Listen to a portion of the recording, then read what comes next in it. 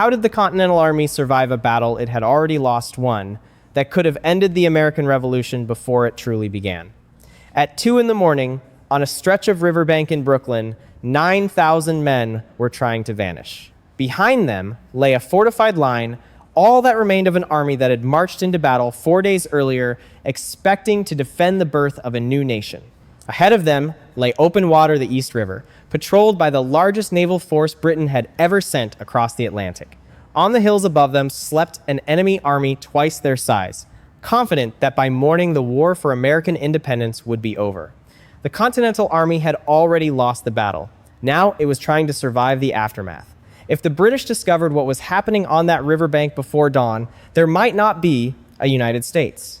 So how did an army that had just suffered one of the worst defeats in its short history manage to disappear completely, in silence, from under the noses of the most powerful military on Earth? By the summer of 1776, George Washington had a problem shaped like a map. Weeks earlier, his ragged Continental Army had accomplished something remarkable, forcing the British out of Boston after an 11-month siege. It was a genuine victory, and for a moment, it looked as though the rebellion might actually hold its ground. But Washington understood that Boston had never been the real prize. New York was. New York City sat at the center of a natural harbor, connected to the interior by the Hudson River. Whoever controlled it could split the rebellious colonies in two, cutting off New England from the rest.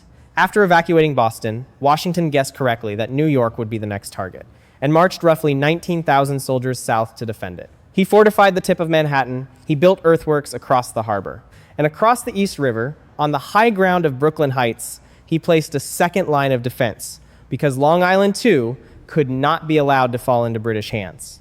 Then, in early July, the sea itself seemed to fill with ships.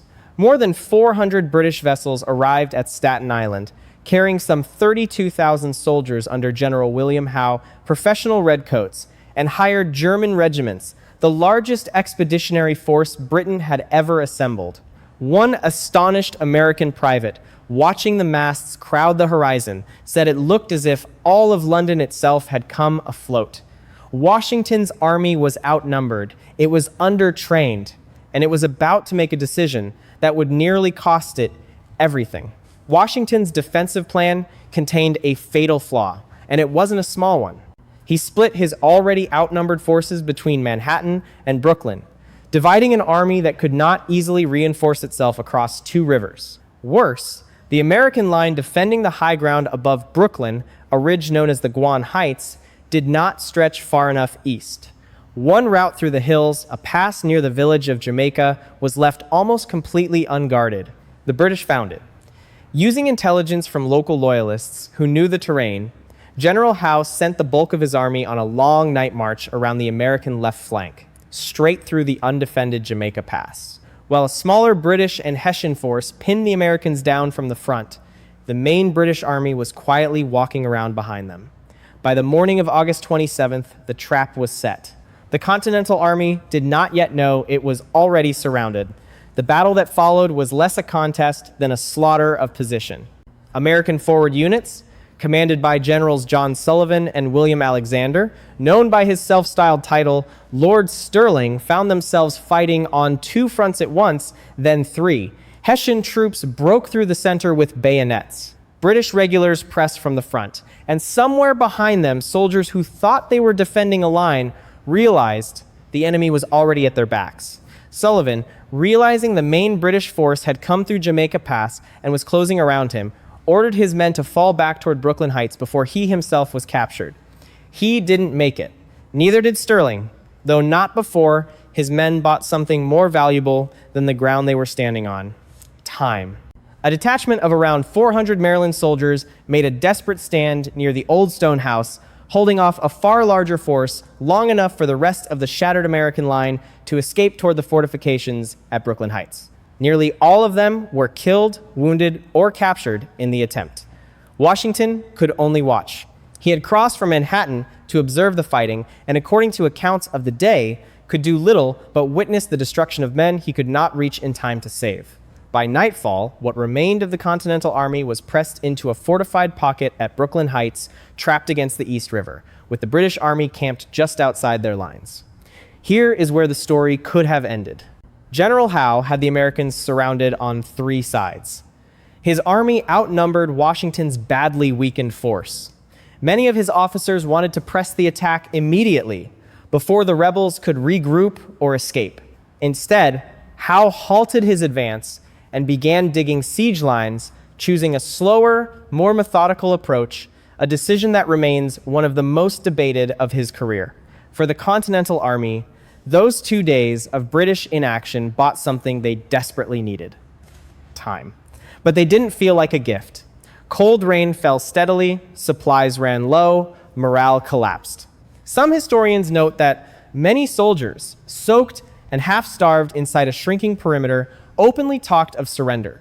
Washington understood the arithmetic. If the British attacked in force, or if their warships maneuvered up the East River to cut off any escape, his army, and quite possibly the rebellion itself, would be finished. There would be no second Continental Army to raise. He had one option left, and it was almost as dangerous as staying put: get his entire army off Long Island, across open water, without the British noticing. On the evening of August 29th, the evacuation began. Washington called on Colonel John Glover and his regiment of Marblehead fishermen and sailors' men who knew boats the way soldiers knew muskets to ferry the army across the East River to Manhattan. Small craft, gathered from sympathetic local civilians, began quietly loading soldiers, artillery, horses, and supplies under cover of darkness, one overloaded boatload at a time. It should not have worked. The operation was too large, the timeline too tight, and the water controlled entirely by British warships that could have ended the evacuation with a single alert patrol.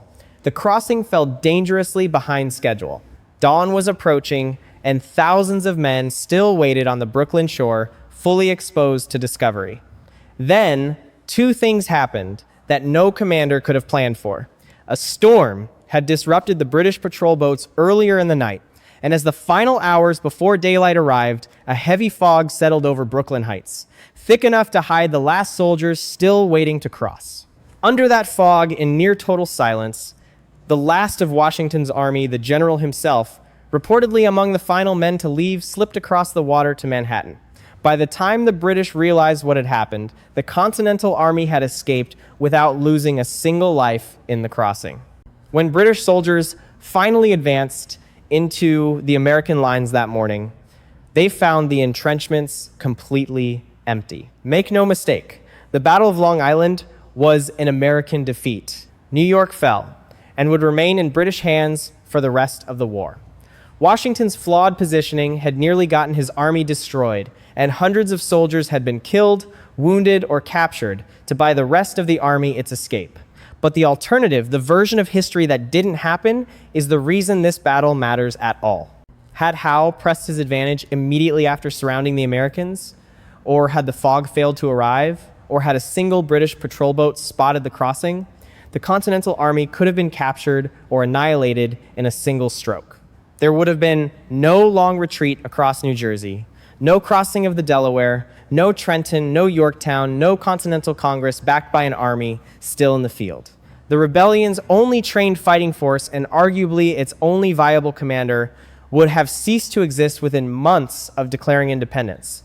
Instead, an army that should have been destroyed lived to retreat, to reorganize, and eventually to fight again. That is the real story hidden inside a battle Americans lost. Not a tale of triumph on the battlefield, but of survival snatched from the edge of total collapse, a reminder that the birth of a nation sometimes depends less on winning than on simply refusing to disappear.